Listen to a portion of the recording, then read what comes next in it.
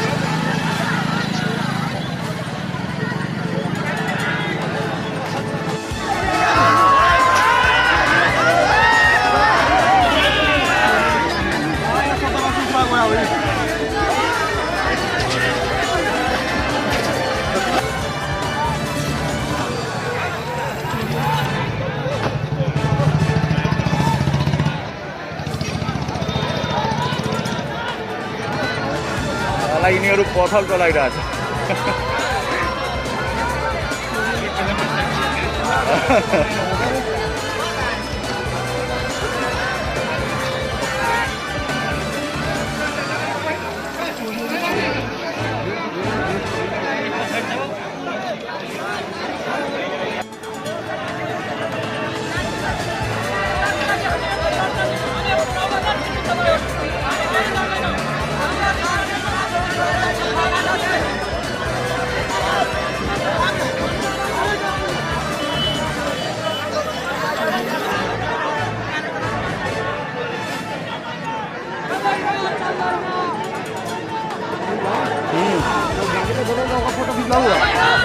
गाड़ी में जाने फोटो खींचा हुआ। हाँ, वीडियो कर लेती है। और यहाँ दुकान बंद करके भागेला। तो रुका ना तू।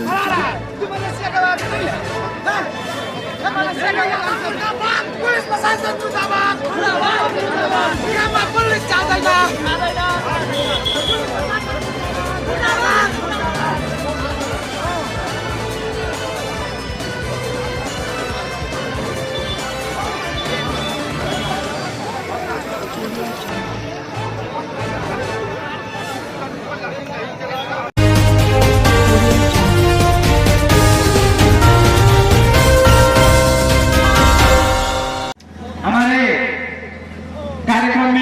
उपस्थित पत्रकार मित्र लोग सबों का नाम मुझे मालूम नहीं, फिर भी हमारे पत्रकार रविंद्र साहब जी देख रहा हूँ, इसी तरह और मौलूद पटेल जी को भी देख रहा हूँ। मैं अपने अपने स्थान पे आसन ग्रहण करने के लिए मैं उनसे हार्दिक अनुरोध करता हूँ। इसी तरह मंतव्य के पूर्व प्रमुख महिला नेत्री श्रीमती किरण ठाकुर जी को आकर अपना मंतव्य रखने के लिए मैं उनसे हार्दिक अनुरोध करता हूँ।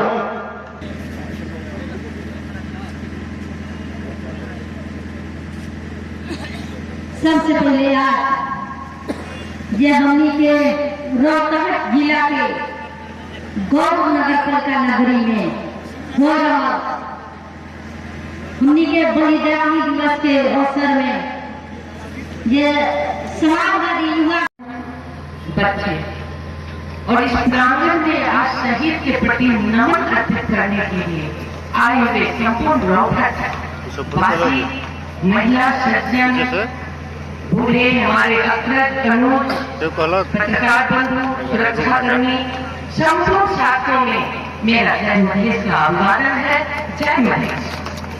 सर्वप्रथम आज 5 गते हम लोग शहीद दिवस मनाते आते हैं। कभी लाहौर में, कभी सप्तरी में, कभी परसा में। संयोग आज का सौभाग्य शहीद परिवार के बीच में आज बलिदानी दिवस के उपलक्ष्य में हम शहीदों पर फूल चढ़ाने का मुझे मौका मिला है। इस रोहतक के गौर बाजार में हम आयोजक समिति को अपने तरफ से आभार प्रकट करना चाहते हैं।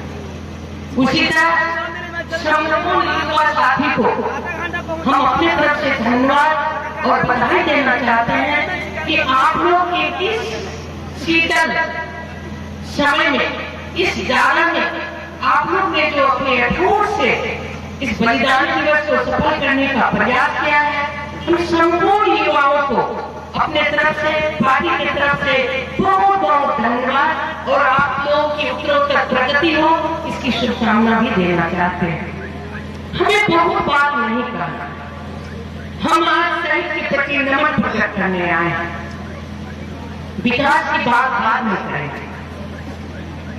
हमें लगता है कि आज बलिदानी दिवस पे हम उस चीज को याद करें जहां हमारे शहीदों की माता बहन बैठी। हम हर एक जिला को नमन करें जहां हमने लड़ाई को लड़ा। हम उस शहीद के प्रति कभी भी उसकी खोट का ये कि हम आज दुनिया में रहे ना रहे, शहीद का नाम हर बच्चा के मुंह पर होगा कि मधेश आंदोलन, मधेश विद्रोह का पहचान और अधिकार दिलाने वाला यही बच्चे लोग थे, उसका नाम हमारा रहेगा। घर में सोए में उठने लगते हैं, उन्हें लगता है मेरा कुछ नहीं छूट रहा है और कहते हैं कि क्या मिला मधेश आंदोलन में। मधेश आंदोलन आप लोगों ने क्या मिला? हम कहते हैं बहुत कुछ नहीं मिला। हम घर में रोजगारी नहीं दे पाए। अपनी पार्टी ने एक विचार दिया था समाज में। वो विचार क्या था कि हम मधेसी जो इस धरती पे रहते हैं वो विभेद में है, हमारी पर विभेद है, हमारी पहचान नहीं है। अधिकार तो बाद में मिलेगा, पहले पहचान मिलना चाहिए। हमारी पहचान नहीं है। उसी तरह कहा कि आदिवासी जनजातियों का भी अधिकार और पहचान को हरण किया गया था। हम लोग के पार्टी के संगठन अध्यक्ष उपेंद्र यादव ने एक विचार को छेड़ा था, एक विचार दिया था कि इस नेपाल के भीतर हम सभी नेपाली हैं, हम भी अधिकार के अधिकारी हैं, हमारी भी एक पहचान है। भले ही मेरा चेहरा काला हो लेकिन हम मधेश के मधेसी समुदाय हैं, हम भी इसी धरती के लोग। यही था ना, क्यों हमें मधेसिया कहा जाता था, क्यों धोती कहा जाता था? ये तो धोती तो पहनते हैं, हमारे चाचा बाबा को भी धोती पहनते हैं, लेकिन धोती के प्रति घृणा क्यों? हमारी मैथिली हिंदी किसी भाषा पर घृणा क्यों? क्या इसीलिए गणतंत्र लाया गया प्रदेश में? किसी की लड़ाई लड़ी गई थी देश में? किसी भी देश में? हमारा देश तो बहुत बड़ा सौभाग्य का देश है कि जहाँ बहुत विभिन्न भाषा, विभिन्न जात, विभिन्न संस्कृति के लोग रहते हैं। ये बहुत देश को ये सौभाग्य प्राप्त नहीं है, लेकिन हमारे देश को ये सौभाग्य प्राप्त था कि कोई मैथिली बोलते हैं, कोई भोजपुरी बोलते हैं, कोई हिंदी बोलते हैं, कोई नेपाली बोलते हैं, कोई नेवाड़ी बोलते हैं। हमें सभी भाषाओं का तर्क करना पड़ेगा। हमारे देश कोई धोती पहनते हैं, कोई डोरा सलवार पहनते हैं, हम गमछा का पगड़ी पहनते हैं, कोई टोपी पहनते हैं, हम टोपी का भी सम्मान करते हैं, आप हमारे पगड़ी का सम्मान कीजिए। बस इसी लड़ाई को क्लियर बात है। हम बहुत चीज कहाँ मानते हैं, हम मैथिली बोलने नहीं चाह रहे थे, कोई भोजपुरी बोलने नहीं चाह रहे थे। हमने तो बहुत चीज नहीं माना था। हमने क्या कहा था, हमारे पार्टी ने क्या कहा कि आप इस देश में कोई विज्ञापन निकालते हैं, पुलिस हो, प्रहरी हो या निजामती हो, कोई भी हो, तो हमारे बच्चों का जाति समानुपातिक समावेशीकरण हो, उसकी जनसंख्या के आधार पर उसे भी सहभागी बनाया जाए, ताकि प्रदेश का बच्चा भी बंदूक चलाना जनता से काबू में भी वही दम है कि बंदूक से आप यही तो मानते हैं। लेकिन उस अधिकार को नहीं देने के कारण ये आंदोलन छिड़ी गई। हम 100 से ऊपर मां का बहुत सुना हो गया, बालों का सिंदूर दिख गया, लेकिन हम कहेंगे उस मां बालों को क्या आप बहुत भाग्यशाली हैं, आप भी नहीं कहिएगा तो आपका पति का नाम उस सुनहरा अक्षर से आने वाला पुस्ता रहेगा। ये बच्चे शान से कहेंगे कि हमारा बात सही हुआ था, इसीलिए हम अंतर्राष्ट्रीय जगत में, सिर्फ नेपाल में नहीं, आज अंतर्राष्ट्रीय जगत में यदि कोई बचत करती है, कोई बात छिड़ता है, तो वहां प्रश्न किया जाता है कि नेपाल के अंदर मधेसी क्या है, मधेश कौन है। हम लोग कहते हैं मधेश यही काला चेहरा और ये जमीन जो है और ये धोती और गमछा और बकरी है, यही मधेश है। ये अंतर्राष्ट्रीय जगत में मधेश विद्रोह से पहचान मिला। लोग कहते हैं क्या मिला, क्या आपके घर में पहचान नहीं हो कि फलना यादव, फलना शाह, फलना पंडित नहीं हो तो आपको क्या कहेगा, कहां से आए हो, कोई नाम नहीं, आपका घर कहां है, घर का पता नहीं, तो क्या हम वहां रह पाएंगे। तो सबसे बड़ी सम्मान कहां मिली है हमें, मधेश आंदोलन से हमें पहचान मिला है। अब लोग मरसिया नहीं कहते, दुर्भाग्य है।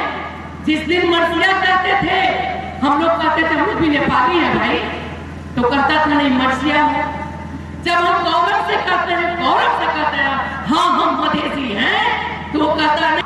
लेकिन हम नेपाल के अंदर, नेपाल हमारा देश है, नेपाल के अंदर बहुत लोकप्रिय है, आदिवासी जनजाति पहाड़ी मुझे भी नहीं है। लेकिन हमारी आंदोलन, हमारी विद्रोह हर व्यक्ति को, हर समुदाय को अधिकार देने की बात कर रही है। सिर्फ हमें अधिकार नहीं, हम कहते हैं देश के अंदर जितने भी जाति है उसे सम्मान, अधिकार और पहचान दो, उसे भी सभी चीज में नौकरी का हिस्सेदार, यही हम लोग कहते हैं। लेकिन इस चीज का कोई माने नहीं। लेकिन आज हमें 2-4 चीज मिला है मधेश आंदोलन से। मधेसी कहने का गौरव, अधिकार के मामला में पूर्ण अधिकार को हम नहीं ले सके, लेकिन आज समानुपातिक समावेशी की जो बात हो रही है और कोटा सिस्टम की जो बात हो रही है, वो मधेश विद्रोह, मधेश आंदोलन से स्थापित हुआ चीज है, जो कि आज प्रदेश में क्लस्टर बना है।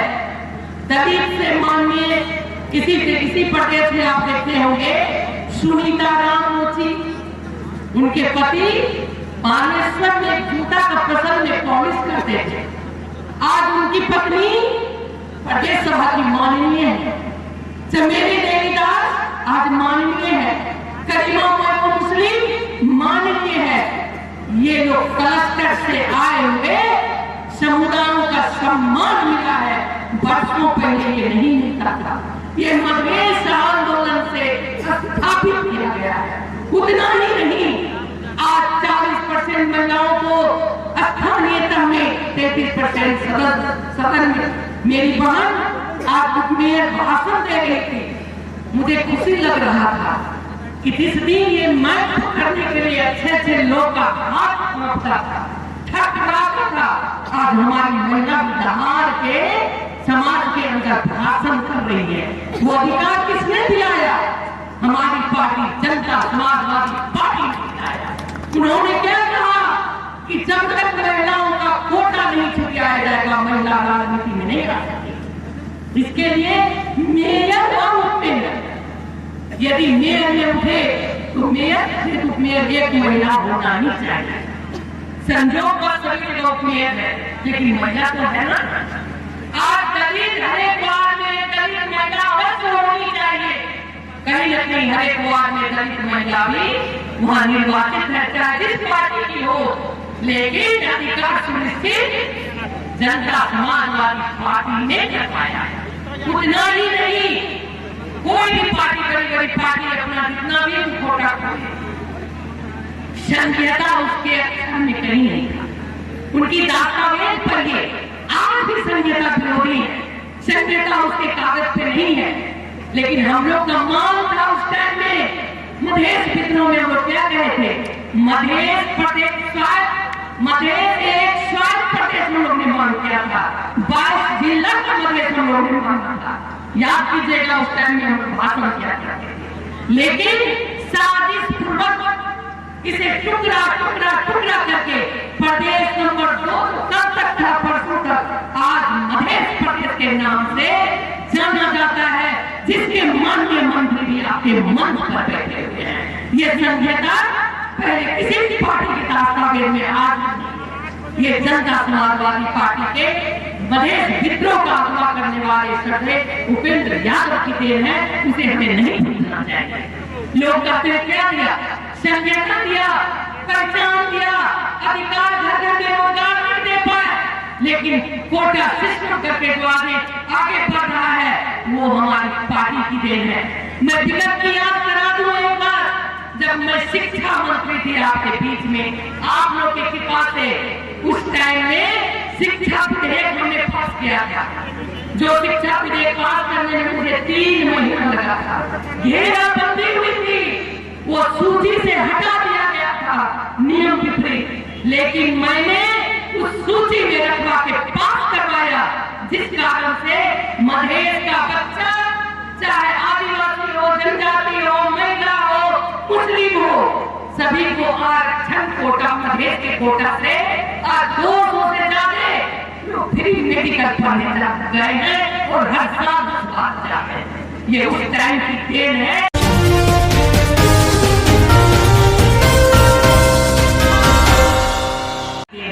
जो कि 50 लाख लगता है मेडिकल पढ़ने में, उस टाइम अभी फ्री लोग जा रहे हैं। बीच में 2 बार हटा दिया गया, लेकिन सभी ने विद्रोह किया। इन्होंने लालू यादव का लागू किया हुआ था, ये विद्रोह होगा, फिर उन्होंने फिर से पढ़ लिख के फिर से आगे बढ़ा दिया। आज हर एक लोग उस कोटा से मेडिकल फ्री पढ़ने जाते हैं। ये हम लोग छुआछूत का नारा देते थे, हमारा लक्ष्य था कि छुआछूत ऐसे नहीं हटेगा इस देश से। छुआछूत जब हटे उस दिन हटेगा जिस दिन एक दलित और समाज के बच्चे भी डॉक्टर और इंजीनियर बन जाएंगे। और उस कारण से मैंने सरकारी स्कूल का एसएससी किया हुआ बच्चा मान उस कोटा में फंस सकेगा कि मैंने वो लिख दिया था। वो दलित का कोटा भी छुटियाया हुआ है। हमने मेरी सोच थी कि सरकारी स्कूल में गरीब के बच्चे पढ़ते हैं, वो निमुखा के बच्चे पढ़ते हैं, जिसे 10 लाख को क्या 50 लाख को क्या 10 लाख भी जोड़ने में समय लगेगा। उसके बच्चे भी डॉक्टर बन के आएंगे तो हम सभी लोग न वही टुकराएंगे, वहाँ छुआछूत हट जाएगा। मेरी लक्ष्य वो थी और वो करके साबित किया, जो कि आज दलित के बच्चे भी मेरे जिला में 5-6 लोग कोटा से फ्री एजुकेशन पढ़ रहे हैं, मंडल रूप पर। ये भी टाइम की देर है। और बसपा पार्टी के अध्यक्ष जी का ये सारे लोग बाहर के भी सभी समानुपातिक समावेशी से उसको आरक्षण मिलना चाहिए। आज भी हमारी मांग है, आज भी हम मांग कर रहे हैं कभी हर एक पुलिस प्रहरी और आर्मी में उसका कोटा छुटियाया जाए। ये चीज अभी कोटा तो छुटियाया गया है, लेकिन पूर्ण रूप से नहीं हुआ है। हमें तो कभी कभी हंसी भी लगती है कि जब हम लोग आंदोलन करते थे तो और पार्टी 5 की दुकान में और नाश्ता की दुकान में हंसा करते थे कि ये लोग आंदोलन कर रहा है, लेकिन उन साथियों को भी हम लोग का फायदा हो गया। आज अधिवेशन हुआ है, महाधिवेशन बड़ी बड़ी पार्टी का, वो प्रत्यक्ष रूप में लड़ना उत्तर नहीं समझे, मधेसी कोटा से मधेसी का फॉर्म भरा गया है और उसमें केंद्रीय सदस्य बने, चाहे नेपाली कांग्रेस हो चाहे माओवादी हो, क्योंकि फिर उसको सेंट्रल बनने के लिए नहीं मिलता था। वो मधेश आंदोलन ने उसका भी रास्ता खोल दिया कि तुम भी कोटा से होगा, केंद्रीय सदस्य तो बन जाओ, वो भी बन रहा है। देखिए सुबह के साथ ये सारे चीज अपनी पार्टी ने किया है। आज संघीयता होने के बाद इस साल सबसे बड़ी लड़ाई थी इस प्रदेश के नाम पर। तो नमरी प्रदेश कहता था सबने, मैं माननीय जी मंत्री जी को धन्यवाद देना चाहता हूँ। ऐसा ही संपूर्ण पार्टी के माननीय को धन्यवाद देता हूँ। इस बार उन्होंने साबित कर दिया कि हमारी सब कुछ मिट जाएगी, लेकिन मधेश का नाम, मधेश समुदाय का नाम अमर करने के लिए इस प्रदेश का नाम मधेश प्रदेश साबित कर दिया, वहां पर पारित कर दिया। ये हमारी पहचान है। क्या हमें कुछ नहीं मिला? बहुत सारा चीज मिला, लेकिन संविधान अधूरा है। संविधान में बहुत चीज हमारा नहीं लिखा हुआ। अभी 2-3 दिन पहले हमने, मैं काठमांडू में नहीं हूँ, लेकिन सुना है राष्ट्रपति महोदया ने नागरिकता के बारे में कुछ वहां से पारित की है। मैंने फेसबुक में पढ़ा। नागरिकता की समस्या है। अभी 6-7-8 लोग चुनाव हो जाए तो वो लोग वोट नहीं गिरा पाएंगे। जिसकी लड़ाई हम लोग लड़ रहे हैं, अधिकार है, सरकार भी करते हैं, इसे तुरंत लागू कीजिए। जो व्यक्ति वोट गिरा दिया था, इस बार नागरिकता नहीं है, उसका वोटर लिस्ट में नाम नहीं रहेगा, वे लोग वोट गिराने से वंचित हो जाएंगे। कैसा विभेद है? विभेद है या नहीं है? उसकी भी लड़ाई हम लोग को लड़ना पड़ रहा है। ऐसी बहुत सारी लड़ाइयां हैं, हम लड़ रहे हैं। हमारी पार्टी अध्यक्ष जी का है, हम सभी उसकी लड़ाई लड़ रहे हैं। आंदोलन अभी भी बंद नहीं है। अच्छे चीज को सुरक्षित करके, संविधान में जो चीज नहीं है उसे पुनः लिखवाने का हम लोग का प्रयास चल रहा है। आज लिखे, कल लिखे, परसों लिखे, हम न लिखे, हमारे बच्चे लिखेंगे, हमारे पोता नहीं लिखेंगे, पर पोता लिखेंगे। लेकिन जो जंग छिड़ गई है वो जंग समाप्त नहीं होगा कब तक, जब तक हमें सब कुछ नहीं मिल जाएगा। हम आज भी 3 गते मार्च का दिवस मनाते हैं, ये याद रहना चाहिए, क्योंकि संविधान अधूरा है और अच्छा चीज को हम लोग ने लेकर आगे बढ़ने का प्रयास किया है। अब रही बात, बहुत लोग बहुत किस्म की पढ़ाई करते हैं, कोई चीज फाड़कर डॉक्टर बनते हैं, कोई किसी चीज पर रिसर्च करके डॉक्टर बनते हैं।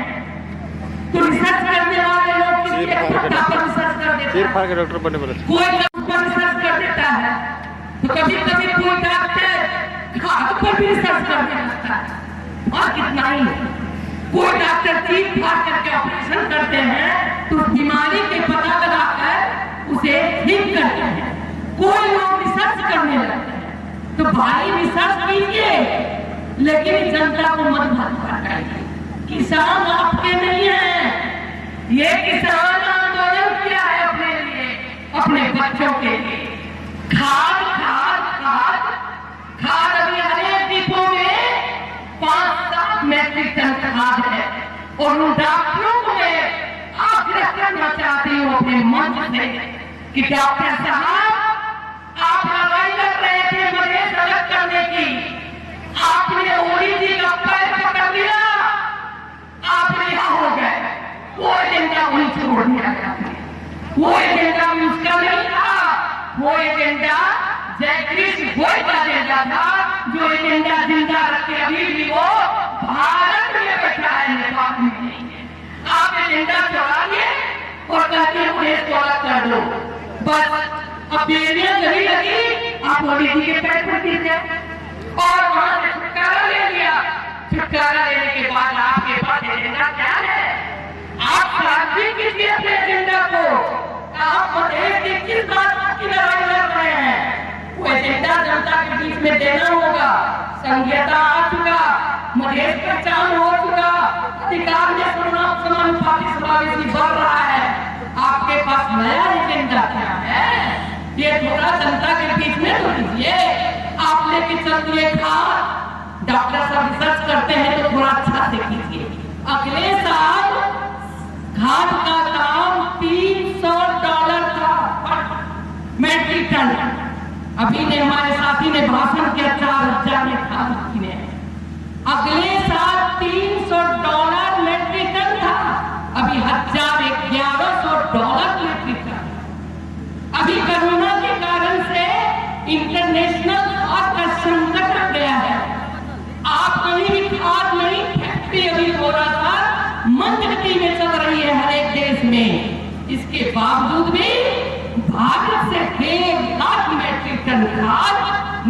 में लाकर हर एक डिपो में 7-10-12 मेट्रिक टन खाद जा चुका है। उतना किसान हाहाकार में नहीं है, पर्याप्त खाद नहीं है एक तरफ, लेकिन जितना ढिढोरा पीट रहे हैं, खाद का रिसर्च कर रहे हैं, तो आपकी मांग वो जायज होगी कि खाद का फैक्ट्री अमेरिका और इंग्लैंड की पढ़ाई उस फैक्ट्री में लगाएंगे, फैक्ट्री बनाएंगे। अमेरिका का डॉलर खाद की फैक्ट्री में लगाइएगा तो किसान को ज्यादा सहूलियत होगा। आप ये रिसर्च करने वाला डॉक्टर यहाँ काम करने वाला नहीं है। यहाँ बहुत सारे पीएचडी हैं, हम लोग खुद राजनीति के पीएचडी में हैं, हमें आप नहीं ठग सकते, आप 10-5 युवा को नहीं ठग सकते। अभी खाद इसी बीच में भारत के साथ एमओयू होने वाला है रिसर्च डील में, हम सभी समझना पड़ेगा। भारत से आग्रह करके एग्रीमेंट करके खाद हमें और भी चाहिए, पैसा का संकट आ, हम जो $300 में खरीदते थे $1100 हो गया है, उस निर्यात करने वाले पर से एग्रीमेंट करना पड़ेगा। ऐसे ढिढोरा पीटने से नहीं होगा कि ढोल पीट दिए, 10 लोगों को ढोलक सकरा दिए और भट्ठा घुमाना सिखा दिए। अरे भैया, ये बांस का भारी फुलवारी तो मधेश विद्रोह में उतर चुका है और इतिहास का राइस मिल अभी भी जीवित है। ये गौर ऐतिहासिक जिला है, इस गौर में भट्ठा दिखाने का प्रयास न करें। यहाँ लाठी बांधना चलता है, इस लाठी बांधने पर आपकी भट्ठा को वही तोड़ मरोड़ के आपके हाथ में रख के घर में रख दिया जाएगा। हमने आरोप दिया बलिदानी दिवस पर हिंसा नहीं, आज हिंसा नहीं करना है। आज हम बलिदानी दिवस मनाने आए हैं और कल हम प्रीत करेंगे कि यहाँ का पूरा सुरक्षा नहीं तो तूफान से टकराइएगा तो आपकी वही हालत होगी जो गौर के राइस मिल में हालत हुआ। उस इतिहास को आप न भूलिए। मैं डॉक्टर साहब को यहीं से कहती हूँ, मैं नाम नहीं लेती हूँ, मैं आदर से नाम लेती हूँ। आप पीएचडी डॉक्टर हैं तो रिसर्च कीजिए, चीर फाड़ मत कीजिए। आप चीर फाड़ कीजिएगा, पेशेंट मर जाएगा, आपको घेराबंदी करके आप ही को मार देगा। इसीलिए आप सिर्फ रिसर्च करिए, बस उसके लिए इतना मैंने कह दिया। इसीलिए सतर्क हो जाइए। जब जब मधेश आंदोलन शुरू होती थी तब तक वो मधेश के एजेंडा लेके चलते थे। मधेश आंदोलन समान वो भी समान। एजेंडा आपके पास यदि ले तो हम लोग से उधारी एजेंडा ले सकते हैं, 2-4 एजेंडा हम दे सकते हैं। मधेश की लड़ाई में हमारी संविधान अधूरी है। हम उस भाइयों को आग्रह करना चाहते हैं, आओ भाई साथ में लड़ो। किस चीज के लिए? अभी भी वहाँ संविधान अधूरा किस बात की है? हम लोग बहुत सारा डिमांड है, हमारी फांसी अभी भी स्थापित नहीं हुआ है। वहाँ आज भी संविधान में लिखा हुआ है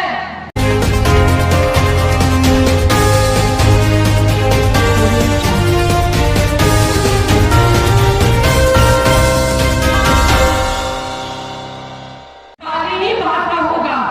आप दोहरा सलवार टोपी ही पूरा सलवार टोपी ही ड्रेस होगा। आइए हमसे पूरा एजेंडा ले लीजिए और हमारे साथ चलिए लड़ाई लड़ने। संविधान के सिंह दरबार को यदि कलेजा में ताकत हो, इस धरती का आपने भैंस और गाय का दूध पिया है तो चलिए सिंह दरबार का घेराव करिए। हम लोग इस मधेश की धरती पर नहीं, मधेश का बहुत ठट्ठा चलाना सीख लिया होगा। हाथ बाजू बहुत मजबूत है तो मरोड़ के रख दिया जाएगा। मैंने रास्ते में कहा, सीडीओ साहब ने कहा वहां पर आंदोलन होने वाली है। 2 दिन पहले कहा मंत्री जी का, आप उन्होंने हमारे सिक्योरिटी के लिए कहा था। हमने कहा सीडीओ साहब जो हर आंदोलन के साथ पुलिस की गोली के आगे अपनी सीना दिखाते हुए युवा युवती थी, मैं भी थी। आज इस घटना से जैसे हम प्रोग्राम न करें, आज बलिदानी दिवस नहीं मनाए, अपनी सड़क पर पूजा की अवस्था न देखे, ये कभी हो नहीं सकता। हमने कहा चाहिए योगेंद्र जी जितने लोग हैं सभा होगी और सभी को बुलाइए। आपने किसी को रोक दिया, किसी को छोड़ दिया, उससे कुछ नहीं होने वाला। हम लोग करते रहेंगे, आप सतर्क हो जाएंगे।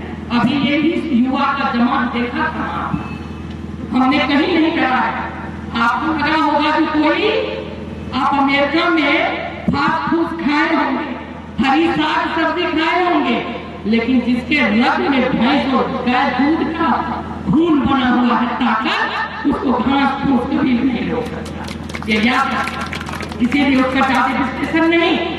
अब चलिए हम कहना चाहते हैं साथियों, आने वाले दिन में हमें सतर्क होना पड़ेगा, आने वाले दिन में सतर्कता से आगे बढ़ना पड़ेगा। हमारी अभी भी बहुत सारी चीज है जो पूरी नहीं हुई है। हम प्रत्यक्ष राष्ट्रपति के चुनाव की मांग कर रहे हैं, चलिए वहां हम लोग लड़े। आज यदि प्रत्यक्ष राष्ट्रपति चुनाव में आप हम वोट गिराएंगे तो आने वाला दिन में यहाँ के दलित का बेटा बेटी भी राष्ट्रपति बन पाएगी, नहीं तो नहीं बन पाएगी, वो भी लड़ाएंगे। हम जिस भाषा में बोलते हैं वो भाषा हमारा सम्मान का है, वो भाषा स्थापित करना हमारा काम है, वो भी हमें कराना है। हमारी भेद, हमारी संस्कृति, जो कि हमारी संस्कृति हम मनाते हैं, पर्व त्योहार, आज प्रदेश छुट्टी देना शुरू की है, बहुत सारी छुट्टी वहां नहीं होती है। ये सारी चीज हमें प्रमाणित करना है। वो लड़ाई अभी बहुत बाकी है, हमें नहीं करना चाहते। अब रही आप लोग को होगा कि मदद हम आप लोग के कृपा से, नहीं तो कहाँ महेश की का बच्चा, लड़की, बेटी, बहू, भौतिक योजना, पूर्वाधार यातायात मंत्री बनने का स्वभाव मिलेगा। लेकिन आप लोगों की कृपा, आप लोगों का स्नेह, आप लोगों का आशीर्वाद से आज मुझे अध्यक्ष उपेंद्र यादव ने मेरे कंधों पर बहुत बड़ा जिम्मेवारी किया है। भौतिक योजना पूर्वाधार मंत्रा दिया गया। मैं बहुत चीज को नहीं कर पाऊंगी क्योंकि बहुत लंबा टाइम है, बहुत सारा चीज बनाना है, लेकिन इस बीच में जब से मैंने मंत्री पद संभाला है, मैं इतना जरूर करना चाहूंगी, आप जिस भी रोड पर दौड़िएगा सदर मुकाम के रोड पर, वहाँ आपको कुछ न कुछ अच्छा रोड मिलेगा। आप सिंदूरी रोड जाइए, प्रतिवासों के वो सड़क आपको कहीं कहीं टूटा है, पूर्ण रूप में है। आज हाईवे पर चलिए, कहीं गड्ढा नहीं मिलने वाला है, कहीं एक जगह हो, कहीं किसी सड़क हमारे मंत्रालय से संबंधित है, द्रुत गति में आगे बढ़ने लग गया है। क्योंकि मैंने निस्वार्थ भावना से कहा है ठेकेदारों को, यदि बनाना है तो बनाओ, नहीं तो तुम्हें ब्लैक लिस्टेड करके तुम्हें तोड़ कि मैं मंत्री रहूंगा। और द्रुत गति में काम आगे बढ़ा है। आज आपके जिला में 73 से शुरू हुआ योजना, जो कि करीब 10 साल में मध्यम गति, इसी साल संपन्न होने के लिए मैंने हर एक 15 दिन में वर्चुअल मीटिंग करती हूँ सबसे कि तुम्हारा प्रगति क्या है मुझे दिखाओ। मंत्रालय में प्रत्यक्ष मीटिंग करने का प्रबंध किया है और मुझे हर एक चीज को, हर एक इंजीनियर को मेरा आदेश है कि काठमांडू नहीं, अपने कार्यालय में बैठ के काम करो और मॉनिटरिंग करो, काम हो रहा है, काम नहीं हो रहा है। और सारे लोग काठमांडू में नहीं है, यहाँ अपने अपने साइट पर बैठे हुए हैं। उसमें आपका इसी साल पूरा होगा, जो कि गति से काम शुरुआत हुआ है। आपका डॉक्टर जिला अंतर में जो चालू अवस्था में था, वो आपका भगवा घोड़ा पुल, पथरा रामपुर, तहरी घोड़ा पुल, छेदी चौक, लाल बकैया पुल, मटिवाड़ा सड़क, पथरा घोड़ा पुल, पिपरा सड़क, लोहा घोड़ा पुल, लोहा, तहरी घोड़ा पुल, पिपरैया, लमा घोड़ा पुल, सिगरा और पटापुर सड़क। उसी तरह से आपको ये सब इसी साल पूर्ण रूप में पाइएगा। इस साल ये पूर्ण रूप में करीब द्रुत गति में आगे बढ़ रहा है।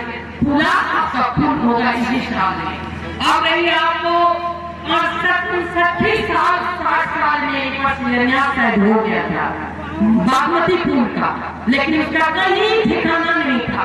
जब मंत्री योगेंद्र माननीय मंत्री जी लोग मेरे पास गए कि मैडम ये पुल तो बहुत पुराना हो गया, कहीं कुछ नहीं है, ये माननीय जी वहां में गए थे पुल, मैंने उसे कागज में करवा कर उस बागमती पुल को 60 साल से फेंका हुआ था, उसे मैंने टेंडर प्रक्रिया में लाके टेंडर करवा दिया और उसका अब जो व्यक्ति का टेंडर भरने के लिए मैं शिलान्यास करने आऊंगी। उस बागमती पुल को द्रुत गति में आगे बढ़ेगा। मैं आप लोगों को वचन देना चाहती हूँ। उसी तरह आपका सबसे खतरनाक पुल आपका है लाल बकैया पुल टिकुलिया। ये पुल का बड़ा चर्चा सुनते मेरा भी नाम मेरा ये पुल का करीब इसका कुछ बना हुआ भाग है अधूरा है, इसका कल मैं निरीक्षण करूँ। मैं उसी लिए आज लौटना आई हूँ कि वो पुल को मैं निरीक्षण करूंगी और मैंने ठेकेदार को खबरदारी कर दिया है। वो ठेकेदार भी हमारे पार्टी के भी है, उसमें मैंने कहा कि कोई पार्टी स्लेव नहीं, जनता के काम में और बिजनेस में कोई कॉम्प्रोमाइज नहीं हो। पुल डॉक्टर जिला का पुल बनना चाहिए और द्रुत गति में बनना चाहिए करके उन्होंने मुझे वचन दिया है। मैं शुरू करवाता हूँ, मैं बनाऊंगा। थोड़ी ठंडी के कारण से हो सकता है 10 दिन रुक जाए, लेकिन ये पुल मैं निरीक्षण करने का करूंगी भी आप लोग के साथ और ये पुल आपका द्रुत गति में आगे बढ़ेगा। ये मैं आप लोग को आशा और भरोसा देना चाहती हूँ। ये प्रक्रिया और कुछ नाम है जो कि संतोषजनक नहीं है ठेकेदार के साथ, उसे भी मैं तय करने के लिए प्रयास कर रही हूँ। उसी तरह आपको अभी 2 महीने के बीच में आप लोग इसीलिए मैं जानकारी देती हूँ कि बहुरूपिया बहुत घूमने आएंगे आपके बीच में कि क्या क्या मंत्री ने क्या क्या आपकी सरकार ने आपको सबके मैं फोटो कॉपी करके दूंगी इन लोगों को। मैंने जहां भी गया है अपने काम 3 महीना के अंदर संभाला है, जनता के बीच में प्रत्यक्ष मैंने डिबेट करवाया डी से वहां के कर्मचारियों से क्या प्रगति है वो कितना दिन में होगा बोल इसके बाद में आगे बढ़ूंगी। आज आपका 2 महीना के अंदर 2 साल की प्रगति हुआ है। आपका फूलपुर वाला पुल जो कि आपका उसमें है मनुष्यमारा कोलापुर समाज घाट बहुत सारा चीज है इसमें। लखनदेही पूरा सुंदरपुर ध्यान संपन्न हो चुका है उसका, लखनदेही कोलापुर का बुरी मानवती पुल हरिया पुल, यहाँ बहुत सारे पॉइंट में नहीं पढ़ना चाहती हूँ। करीब 12-14 चीज जो है ये 2 महीना के अंदर प्रगति होकर आगे काम चल रहा है। आप लोग यदि क्वालिटी में कहीं समस्या पड़े तो आप लोग मुझे जानकारी करवाएंगे, क्योंकि मेरा काम नहीं है, जनता का काम है। मैं जनता की नौकर हूँ, इस देश की नौकर हूँ। अभी मैं सर्वेंट हूँ, मंत्री का मंत्री नहीं, इस देश का सर्वेंट हूँ। मेरा काम है सभी का सेवा करना और जितना करूंगी मैं वो आप लोग के सामने प्रत्यक्ष रखूंगी। इतना ही नहीं, प्रदेश नंबर 2 में बहुत सी चीजों से रेल आपने सुना होगा, रेल लागत बंद। मैं आने के साथ उसकी अध्यादेश मार्फत पास करवा के कानून पास करवा के रेल को ट्रायल में लाके सारा चीज करने के बाद अभी ट्रेनिंग कुछ लोगों का ट्रेनिंग चल रहा है, उसमें बहुत सारे लोगों की आवश्यकता है, लेकिन कुछ लोगों का ट्रेनिंग दिलवा के फरवरी में हमारी ट्रेन इस नेपाल की धरती पर जयनगर से कुर्था तक का सफर तय करेगी। ये आप लोगों को मैंने जानकारी कराना इसलिए चाहती हूँ। वो रेल वहीं तक नहीं, वो रेल भट्टीबाग मुजगर आप शिमला तक का प्रगति तैयारी हो रहा हो, काठमांडू की रणनीति तय करेगी। मैं रहूँ पर प्रपोजल आ जाएगा तो रेल चलेगी और फरवरी में ये जो कुर्था जयनगर कुर्था का ट्रेन है वो फरवरी में आपका वो ट्रेन द्रुत गति में आगे बढ़ेगी। दोनों देश के पीएम उसका उद्घाटन करेंगे। मैं आप लोग को जानकारी कराना चाहती हूँ। उसी तरह से बहुत सारी और भी होगी, समस्याएं बहुत है, लेकिन समस्याएं में क्या है, स्थानीय का अलग सड़क है, शहरी विकास का अलग सड़क है, संघ का अलग सड़क है और प्रदेश का अलग सड़क है। लेकिन दुर्भाग्य क्या है कि प्रदेश वाले भी संघ में चले जाते हैं, स्थानीय भी संघ में चले जाते हैं। फिर हाल अभी 42 किलोमीटर बुलाकी सड़क जो कि पत्र में पड़ा हुआ था, उस 42 किलोमीटर को मैंने बुलाकी सड़क में परिणत करके उसे भी द्रुत गति में आगे बढ़ाने का प्रयास किया है।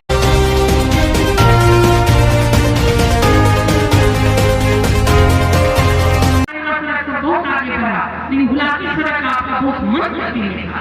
उसे जहाँ तहाँ कहीं स्टे ऑर्डर है, कहीं जनता का मुआवजा नहीं मिलने के चलते हैं, लेकिन जहाँ खाली है वो सड़क इस 2-3 महीना के अंदर काफी द्रुत गति में आगे बढ़ी है। कमला फूल हमारा टूट गया है ठेकेदार के कारण से, वो भी उन दोनों की समझदारी करके उन्होंने कहा 3-4 महीने से कंप्लीट करेंगे। यदि कंप्लीट नहीं होगा तो उसकी ठेकेदारी और काला लिस्ट में पड़ेगा करके आप लोग को हम आशा और भरोसा देना चाहते हैं।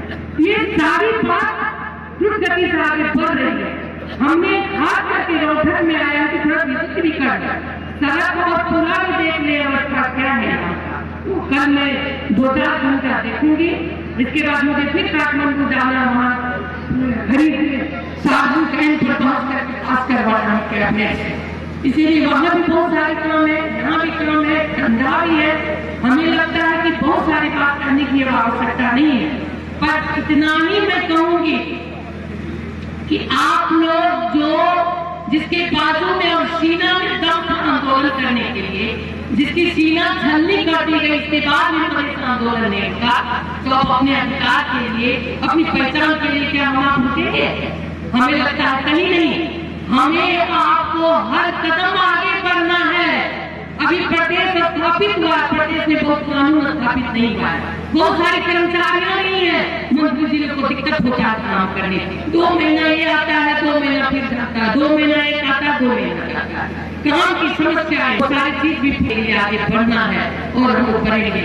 इसीलिए हम लगता है आज गणतंत्र दिवस के उपलक्ष्य में आप लोग इतने साथी सहभागी हुए हैं। इस जाड़ा के मौसम में हमें लग रहा है कि कहीं न कहीं हर व्यक्ति के नजर में, हर व्यक्ति के सीना में एक ही चीज है कि मेरा विकास कब होगा, हमारे बच्चे अच्छे सड़क पर कब चलेंगे, हमारे बच्चे रोजगारी कब पाएंगे, हमारे बच्चे यहाँ की दिन दुनिया में पढ़ाई कैसे अच्छे करेंगे। वो सब चीज को सुधारना है, लेकिन कितना समय हुआ है हमारी आपके आंदोलन का कितना परिवर्तन, जितना परिवर्तन हुआ है बहुत बाकी है, क्या कम है। लेकिन लोग कहते हैं क्या मिला, जो कहता है क्या मिला, उसके बाद में क्या क्या नहीं मिला है उसके बाद बता दीजिए कि तुम लेके आओ, हम लोग इतना लेंगे। इसलिए घबराने की बात नहीं है, चिंता की बात नहीं है। मैं पुनः आप लोग को धन्यवाद देना चाहती हूँ और आज फिर शहीद दिवस के बलिदान दिवस के उपलक्ष्य में मैं उन संपूर्ण शहीदों को अपने तरफ से नमन करना चाहती हूँ कि आपकी आत्मा को शांति मिले, आपकी जो भावना की जो झंडा की दायरे करके अपने को आपने धरती में सम्मानित किया था, आपकी सपना